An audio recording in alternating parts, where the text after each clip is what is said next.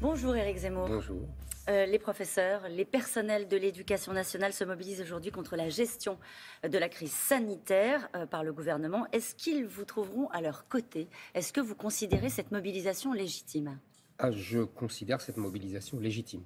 Je pense que le gouvernement fait n'importe quoi et qu'il pourrit la vie des enfants d'abord. Et c'est le plus grave. On voit des enfants pleurer, refuser d'aller à l'école parce qu'ils n'en peuvent plus des masques, des tests permanents, etc.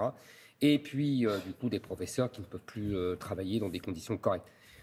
Moi, vous savez, je pense que j'ai écrit une tribune dans l'opinion avant Noël. Et je disais déjà à l'époque, il faut qu'on s'habitue à vivre avec, puisque cette épidémie devient endémique, voyez. Donc il faut en finir avec la politique des tests après la chronique d'Axel de Tarlet qu'on vient de voir à l'instant, aussi parce que ça coûte cher? Bien sûr, ça coûte très cher, effectivement, j'ignorais tout cela, mais c'est pas seulement parce que ça coûte très cher à la sécurité sociale, mais c'est aussi parce que nous devons absolument considérer et prendre des mesures qui soient pérennes, puisqu'on va vivre avec, et puisque cette épidémie devient endémique. Donc des mesures qui soient pérennes, donc plus de masques pour les enfants, plus, par exemple, de passe vaccinal. Ça veut dire laisser tourner le virus, ça veut dire laisser circuler le virus. Et ça, c'est la première partie. Et deuxième partie, vraiment inciter, proposer aux gens vraiment à risque, c'est-à-dire les gens les plus âgés, les gens qui ont d'autres maladies graves qui peuvent entraîner. Et donc, les vacciner, puisque, comme on le sait, le vaccin ne protège pas de la contagion, mais il protège contre les formes les plus graves. Donc, ce sont ces gens-là qui ont les formes les plus graves, pas les enfants. Vous voyez, les enfants, ça ne sert à rien de les vacciner ou de leur pourrir la vie à ce point. Vous parlez de l'école. Vous avez présenté quelques propositions pour l'école. On parlait à l'instant même de votre soutien aux professeurs. Vous êtes et donc exprimé il y a quelques jours. Vous voulez rebaptiser l'éducation nationale l'instruction publique. Oui. La dernière fois que ça s'est fait, c'était en 1940. On sait que vous aimez l'histoire. Oh, alors là, excusez-moi, là, vous dites une bêtise. Alors allez-y. Le ministère de l'instruction publique, c'est sous la Troisième République. Donc, c'est pas en 1940. D'accord, ça s'est fait en 1940 ? Non, en 1940, ça s'appelait encore l'instruction publique, mais c'était déjà depuis 1875. D'accord. Mais pourquoi vous dites en 1940 comme si c'était Vichy qui avait instauré ça? Est-ce que ça a du sens? C'est toute la Troisième République, chère madame. Pour vous? C'était Jules Ferry, c'était Léon Blum, c'était Jean Jaurès, vous voyez? Ça, aussi... c'est le ministère de l'instruction publique. Voilà. C'était aussi pas Vichy. C'était aussi 1940 ou pas? Aussi. De 1875 à 1945. Voilà. Pourquoi? Ça vous va, quand même? Pourquoi? Oui. Parce que je pense que le terme a de l'importance et que l'école, l'État n'a pas à s'occuper de l'éducation des enfants. C'est les parents qui éduquent les enfants. L'école doit instruire. Pourquoi je dis ça? Parce que nous avons oublié que nous devions instruire, c'est-à-dire d'abord transmettre des savoirs. Le rôle de l'école, c'est de transmettre des savoirs. Et que cette question d'éducation a été dévoyée en ce que j'appelle une propagande au nom des valeurs de la République, qui n'est qu'un paravent pour une propagande en faveur des lobbies LGBT, des lobbies féministes, des lobbies antiracistes, etc. Donc je veux mettre un terme à cela et je veux revenir à la source de l'école républicaine, de l'école républicaine, qui est la transmission des savoirs et le mérite et l'excellence. Éric Zemmour, le moins qu'on puisse dire, c'est que vous savez précisément ce que vous voulez défendre sur la question de l'école. Je vous remercie. Est-ce que vous voulez juste emporter une bataille idéologique ou est-ce que vous voulez faire? Est-ce que vous voulez réformer? C'est une question sérieuse. Ah, c'est une question sérieuse? Oui. Bah, vous savez... Alors, parce que la question, c'est comment? Comment est-ce qu'on met en application ce que vous dites précisément pour l'école, par exemple? Je vais vous dire... mais sincèrement, sans malice, sur la question des contenus par rapport au contenu pédagogique. Je pense que vous faites un mauvais distinguo, si je puis me permettre. C'est parce que les pédagogistes et ceux qui se prétendent progressistes ont gagné la bataille idéologique qu'ils ont pu détruire l'école. Donc c'est parce qu'ils ont gagné la bataille idéologique qu'ils ont pu faire.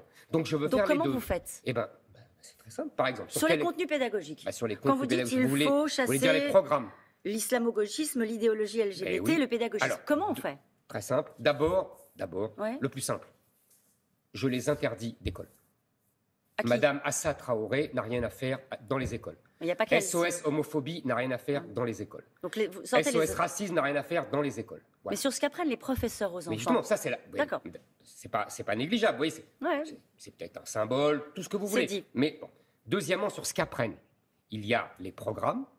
Donc ça, on peut changer les programmes, même si j'accorde à M. Blanquer qu'il a fait des progrès par rapport à ce qu'avait fait Mme Najat Vallaud-Belkacem. Il a remis de la chronologie, il a remis des grands textes, voilà.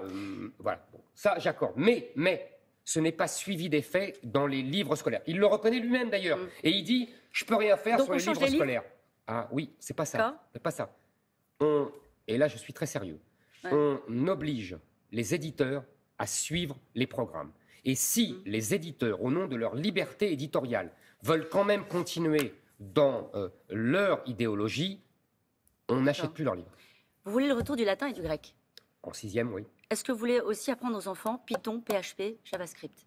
Je n'ai pas compris. Vous ne savez pas ce que c'est? Non. C'est le nouveau langage, c'est le langage du digital, du codage. Est-ce que dans vos priorités, il y a aussi l'idée de former, par exemple, des ingénieurs? On dit que la France manque d'ingénieurs. Mais elle manque d'ingénieurs parce qu'on a été une grande nation d'ingénieurs, avec les méthodes anciennes. Je veux dire par là que si on est fort en mathématiques, si on est fort en sciences, on aura des très bons ingénieurs comme on a toujours fait. On n'est pas là pour apprendre le codage. À moins, mais pas dans l'école, si vous voulez, entre le primaire et le secondaire. Si on est ensuite dans la partie technologique, informatique, etc., on apprendra. D'ailleurs, il faudra... C'est leur nouveau langage, non? Oui, non, pas le langage des enfants, n'exagérez pas. C'est un langage technique qu'il faut apprendre si on veut se spécialiser dans cette partie. D'ailleurs, on développera l'apprentissage. Je pense que, puisqu'on supprime le collège unique, et qu'on remet des classes de niveau, on peut, dès la 4e, développer les orientations pour que les enfants qui sont doués pour certains métiers puissent le faire avec épanouissement et sans être considérés comme des médiocres ou des ratés. Dans votre manière de gouverner, si vous arrivez aux responsabilités, Éric Zemmour, comment est-ce que vous imaginez conduire les réformes en passant en force avec autorité? Il n'est pas facile à réformer ce pays. Vous êtes observateur de la vie politique depuis si longtemps.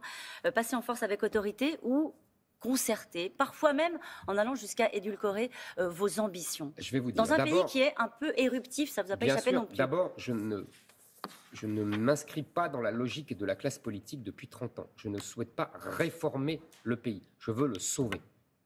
Je veux le sauver parce que je pense qu'il est en danger de mort et qu'il est menacé de grands remplacements. Et que le peuple français est menacé de remplacement par un autre peuple. Vous pensez que les Français y croient aux sauveurs?